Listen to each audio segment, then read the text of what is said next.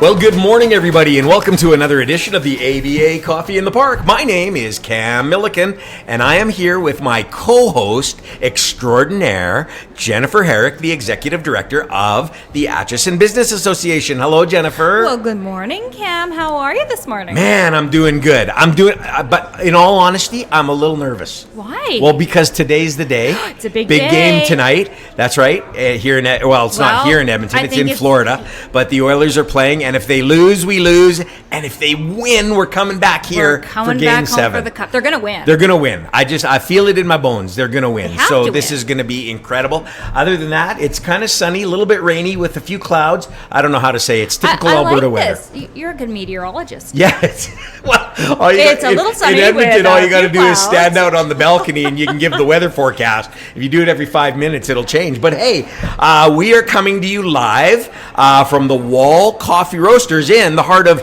beautiful downtown Atchison. So if you hear a little bit of noise in the background, some coffee machines whirring, people talking, kids screaming, no kids today. Hey, but if you hear it in the back, because we're coming to you live from the coffee shop. The best coffee shop around. Best coffee shop in town. And if you've never been to downtown Atchison, you'll want to come visit us and you'll want to come to the Wall Coffee Roasters. Absolutely. I'm going to recommend for the 15th millionth here time we go again. The honey blueberry latte. It is unbelievable. His favorite drink, folks, if you haven't already guessed this. Unbelievable. Anyway, Jennifer, tell us about what happened last week.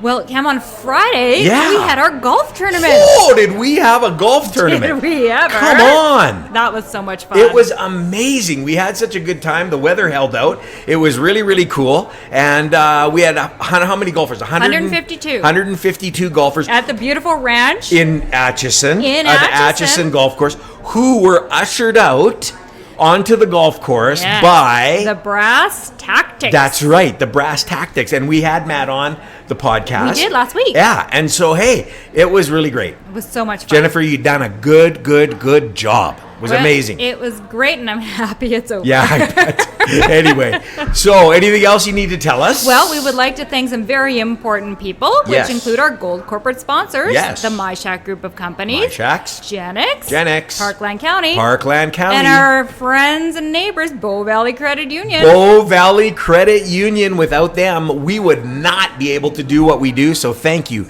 very much for our sponsors. Yes, we appreciate it. We sure do. Well, I'm very excited today. Cam. It's kind of an Oilers month. Well, Oilers we theme. did say we were going to have an Oilers theme throughout the month of June. I know. It's amazing. This is so exciting. I know people listen to us all over the world. So if you're not in Edmonton, you wonder why we talk about this so much, because we're just so excited that we could potentially win another Stanley Cup. Bring it back to Canada. Yes. If you don't know what the Stanley Cup is, it's the top prize in the National Hockey League. And so it's a pretty big deal. It's a huge deal. And they're playing the Florida Panthers. Boo. Boo. Yeah, anyway. But anyhow, I'm so excited. So, hey, today I'm very excited because we're keeping up with Oiler Theme Month. Cam, we have a legend in the house. We sure do. Very excited. And so let's kick it off. Let's get going. Our guest today is Mr. Barrie Stafford. So welcome, Barrie.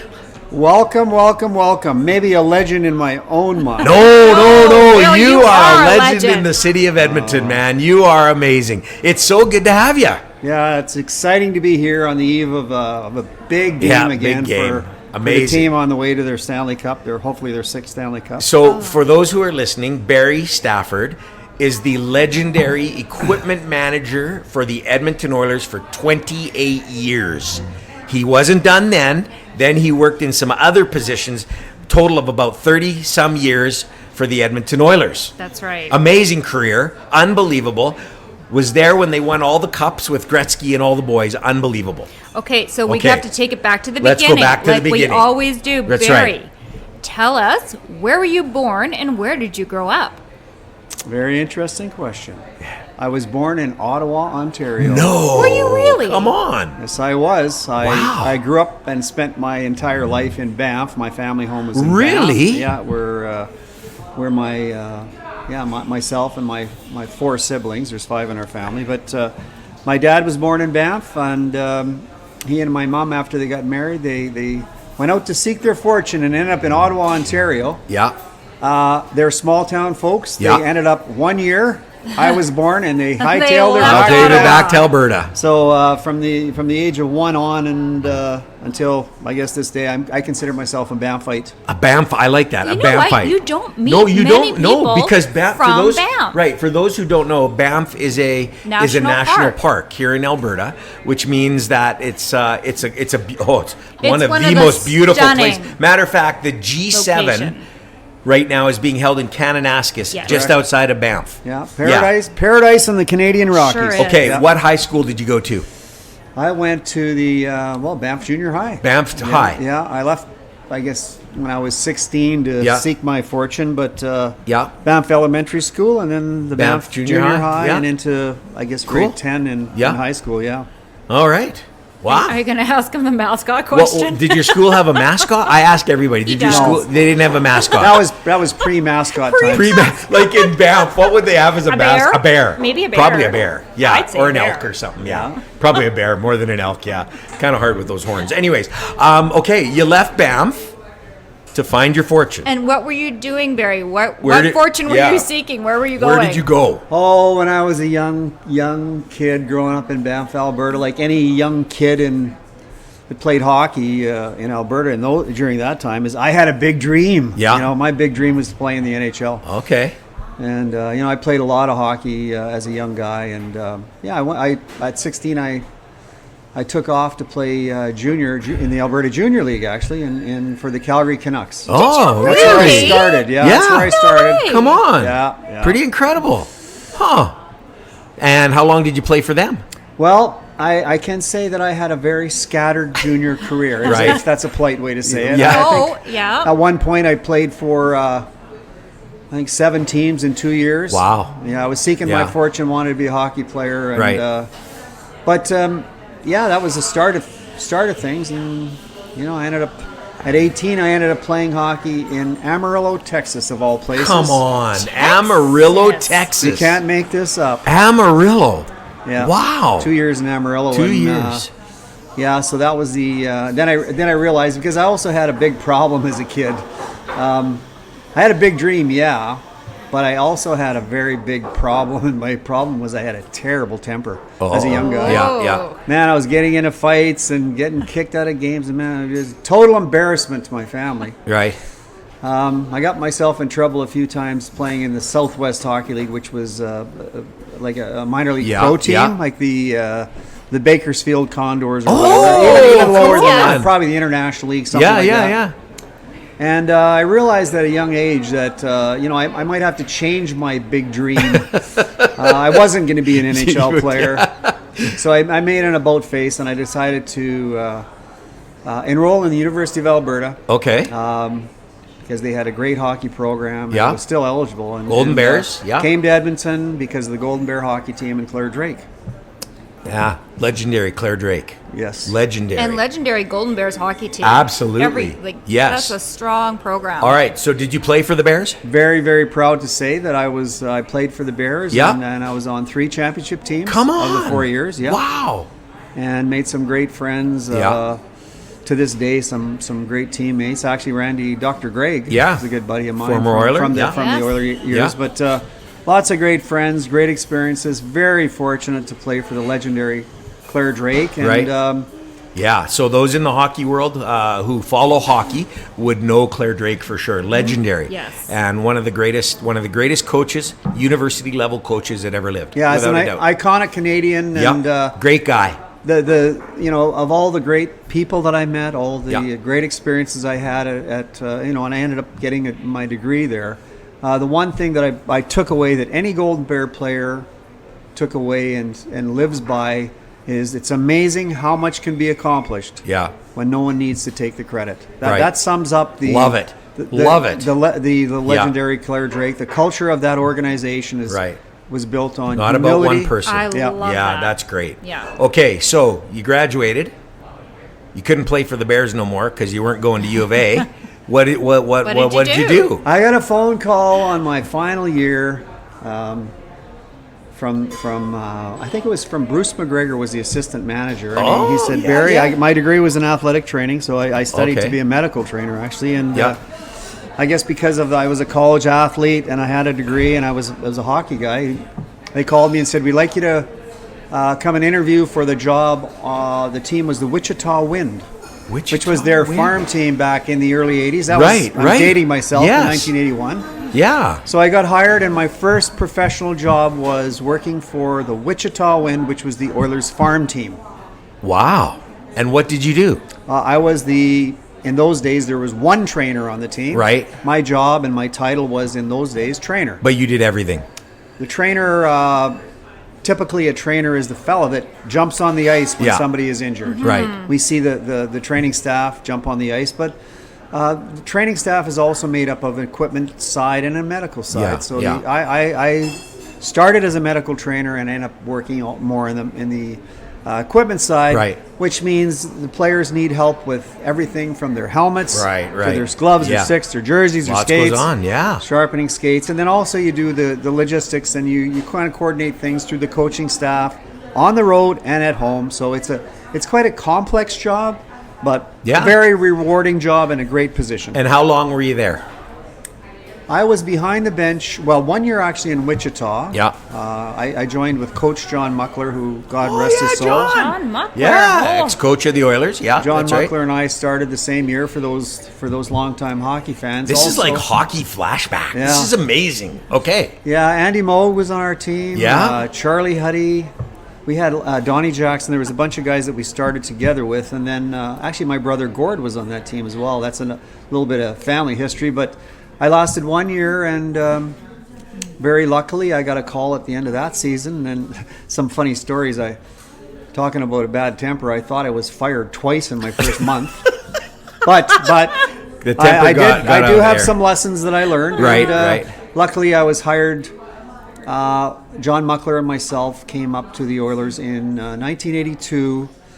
And what a welcome to the NHL. The very first year we went to the Stanley Cup Final. Yes. Although we got our asses kicked 4 straight. It's all right. But what did that feel when you come up to the Oilers? Right. Like that, what did that feel like? Did you say, I've made it? Or what was that? How did that feel? Well, remember how I mentioned I had a big dream, and like most young kids had a big dream to play, but I realized that I wasn't a good enough player. I never played or coached in the NHL, but coaches have the same thought process as training staff or players. We our goal is to make it to the NHL. That's the best league in the world. And of course, I was an Oilers fan. I was working for the company, and the next thing I got the job as the trainer for the Edmonton Oilers, and it was like honestly like a 10-year dream come true. Thinking back to my early days when I was in Banff at 16 years old or whatever, it was a dream come true. So I never ever take that for granted. Wow, incredible! I mean, that must have just felt amazing. Now you're with an NHL team, and an NHL team that went to the Stanley Cup. Wow! Yeah, what a way to start! What a way to start, eh? All right, so tell us a little bit about that. So now you're in Edmonton. Now you're working for the Oilers. You got some pretty big names going around you. That's pretty awesome. What were you feeling? How was that going? Did you feel like this is it? This is the pinnacle. Reached it. Well, remember I mentioned I played for 7 teams in 2 years. Yeah. And as a young player, of course, I wasn't a professional player, but I experienced a lot of different things as far as joining teams and understanding the culture of hockey and what it's all about. And the one thing that really helped me is that, I was about the same age as most of the crew. Like I grew up with... Right. Remember the joke we had the other day I talked to you about, I was talking to Mess and Gretz the other day, and they hate it when people drop names. Yeah. But unfortunately, the funny part is, and as you know now, I grew up with that group. Yeah. That's who you worked with. It's very, Paul is coaching right now. I work with Jennifer. I drop her name all the time. I work with Jennifer. It doesn't go too far, Barrie. But But in the day, back in the day, I was very, very understanding to the fact that as a new member of a team, any team, whether you're a coach or a player, you just kind of sit back. Yeah. You stay in the background, do your job. Don't... I was in awe of those guys. I watched those guys play. I was at a training camp. Actually, I had 2 training camps with the group. So I got to know the personnel, the team, the coaches, the players, and they were very, very respectful. I've often said that I was so lucky to come along at the time that I did. Right. And you won how many cups with them? 5, 4. I was 5. on the team for all 5 Stanley Cups. 5, yeah, 5 very, cups. Very lucky dude. Yeah, that way. So your name is on the Stanley Cup. Yes. Yeah, my name is on the Stanley Cup 5 times. 5 times. 5 times, Barrie. Do you know players would give their right leg to be on the Stanley Cup once? You're on there 5 times. Well, like I said, I was very fortunate. Pretty cool. I came along at a great time. And with how many 7 Hall of Famers? Yeah. There's not many teams that that have you can 7 say. Hall of Famers. That's incredible. No, that really is. Yeah. All right. So you were with them for 28 years. Long time. That's a long time with one group. And you saw, over the years, you saw a lot. A lot. Yeah. Well, you know, it honestly appears to me to be a different lifetime ago. I was talking to a good friend of mine, or I got a text this morning. Somebody had put on social media a collage of the 1983-84 team. Right.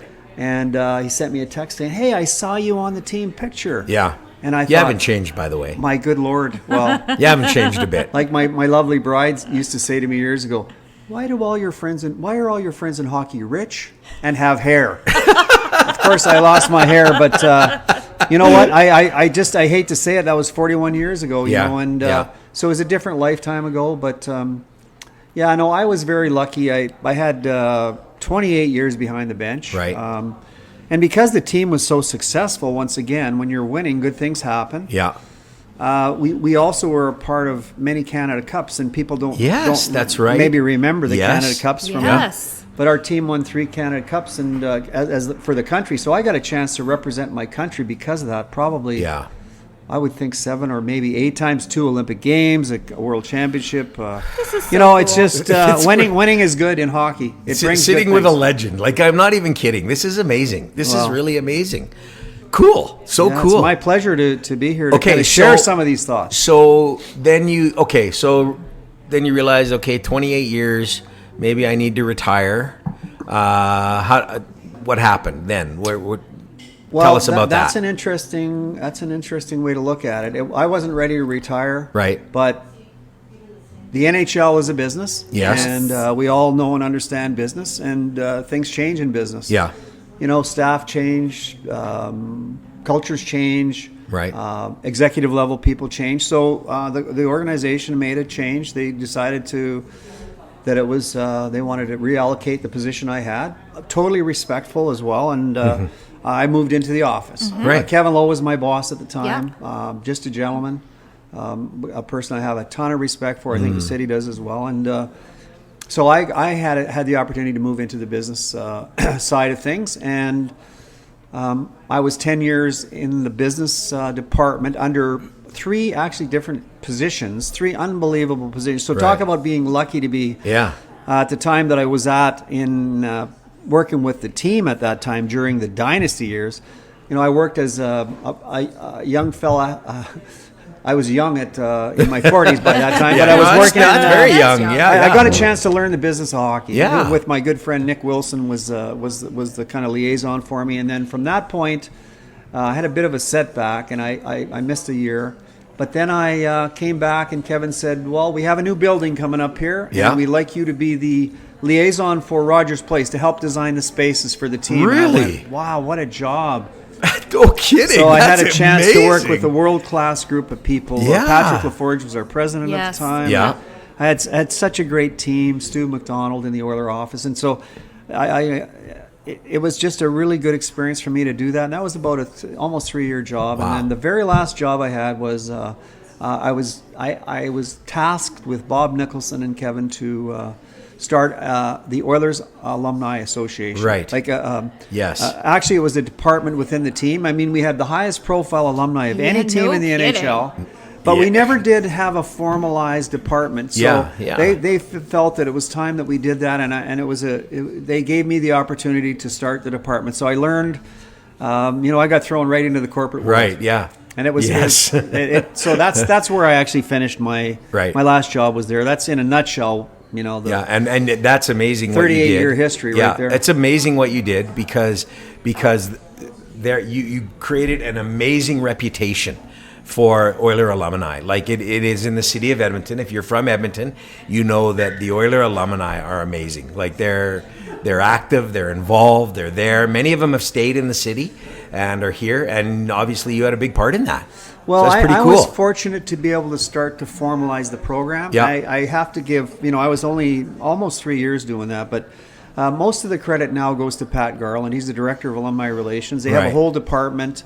Patty Garland has done an amazing job with our alumni in the community, and it really opened my eyes at the time that I started, which sort of took me down the road to philanthropy. Right. Of course, I was understanding to that. I tried to do my best as a citizen of the city to help where I could, but when I realized as the lead for the alumni group, I was getting so many different requests for our former players to help out. Yes. Ryan Smith, Fernando Pisani, Curtis Joseph. Of course, Wayne and Mark and some of the Hall of Famers, they don't live here, and it's hard to nail those guys down. But you have Kelly Bookberger, Craig McTavish, just names that we all know. Sure. But that got me thinking and understanding the importance that we can actually help these charities. We can help different events and charities. So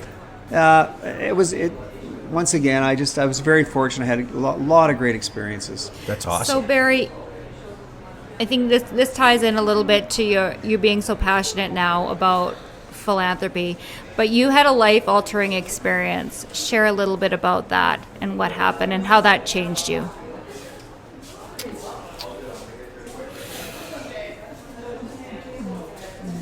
It's all right. I don't really talk too much about that, but it was 2011, and I was diagnosed with cancer. I went through a bit of a rough time, and you look at me now. I laugh and talk to my friends and say I'm a medical miracle. I'm a very lucky person. I have multiple myeloma. There's no cure, but because of the great work of the Cross Cancer Hospital and the doctors and nurses and all the staff, I was fortunate to make a great recovery. I missed probably almost a year of work. Had total support from the organization, from the Oilers. They let me go through my treatment and welcomed me back with open arms. And that's when I started my job with the helping with designing the spaces. But it was a life-changing experience, and it had a huge impact on my life. It was very personal at the time. I mean, so many people are touched by cancer. And I'm not a public person. I work in a public business, but I'm a blue-collar guy, and I worked in a white-collar world.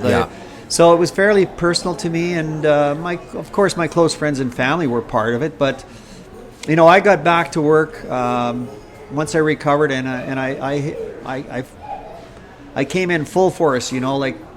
I just put that behind me, and I was working very hard to, on the projects that I was working on. And it wasn't until, like I said, 2016, I was in the corporate business. I've been a team guy my whole life. I was fortunate to be on a lot of winning teams, man, and I understood the culture of winning. I was so fortunate, and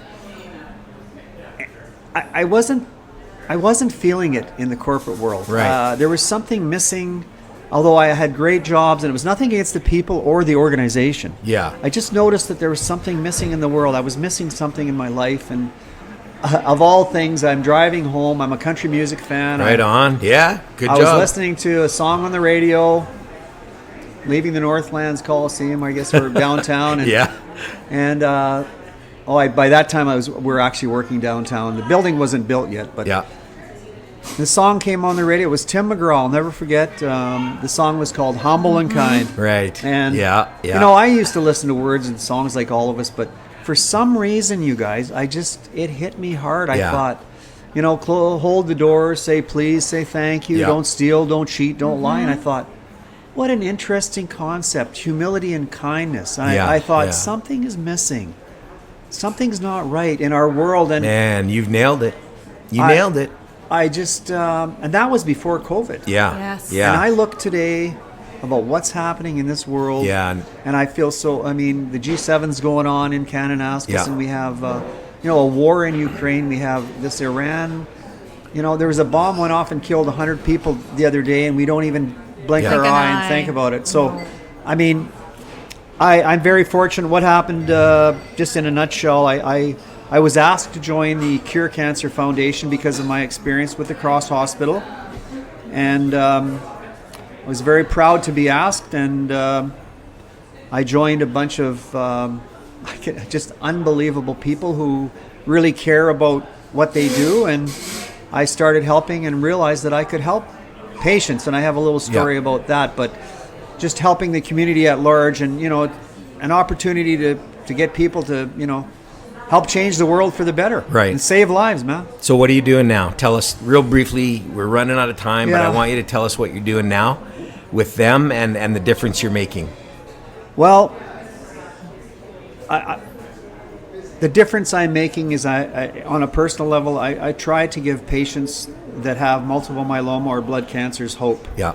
And I firmly believe in the message, and I believe that I've helped to change people's lives, because it happened to me once when I got out of the hospital, where I realized that, holy smokes, I might be able to live a normal life. They call it the new normal, but that got me going. And then the great people at the Cure Cancer Foundation, I will say, we're part of many groups, many different events. And one of the events we talked about was the Glenn Anderson Day of Golf, which is the 40th anniversary. Yeah, that's a big one coming up. Which is just how much has that event raised?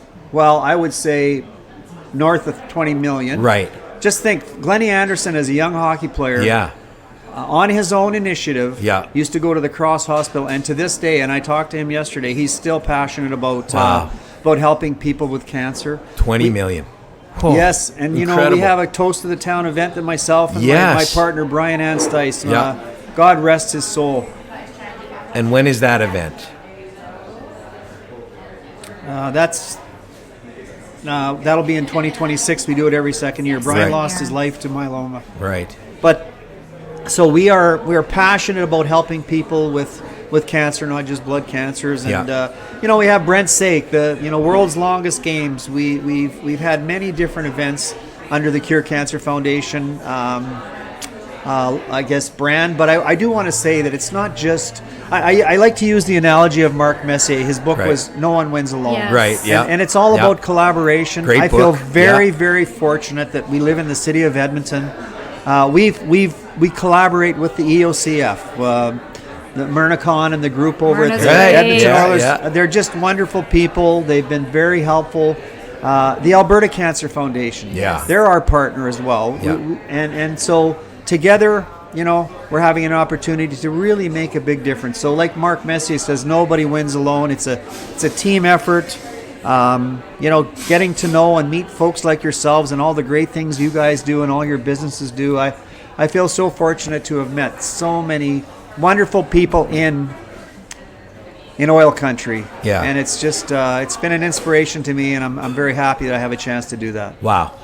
We're almost at 30 minutes. I know. Again, unbelievable. We could go on for a couple hours. We totally could. Barrie, and maybe there's going to be a part 2. Yeah, it might be a part 2 to this one for sure. But Barrie, we have a final question we ask all of our guests. Uh-oh. What is the best piece of advice you've been given, either personally or professionally, that you carry with you to this day? Well, Glenn Sather was a mentor of mine and many other young players that played during that time, and he had a huge influence in my life. He's a friend to this day. One day, I don't want to get into a long story, but I was telling a young kid that asked me for an autograph, and I said, "Well, you don't want my autograph. You want Wayne Gretzky's autograph, Paul Coffey's autograph. You don't want my autograph." And I got a tap on the shoulder, and he said, "Barrie." Because I said, "Well, I'm just the trainer." I got a tap on my shoulder. He looked me very sternly in the eye with a cigar in his mouth, and he said, "Barrie, you're the trainer of the goddamn Edmonton Oilers." And that's something you should be proud of. And don't you ever forget that. Glenn Sather was telling me I should be proud of my accomplishments, to stand up for myself.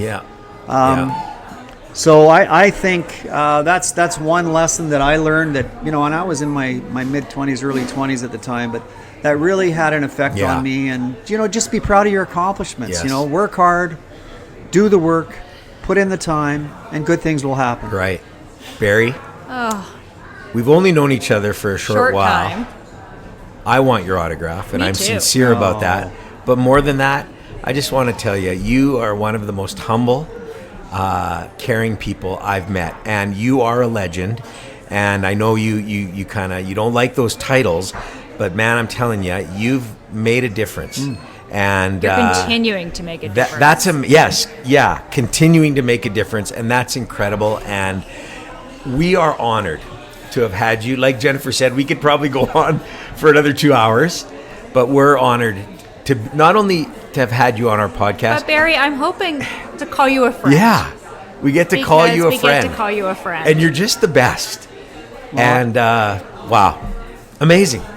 So Well, thank you. No, it's my pleasure. And the one thing I'll end with is I do a presentation.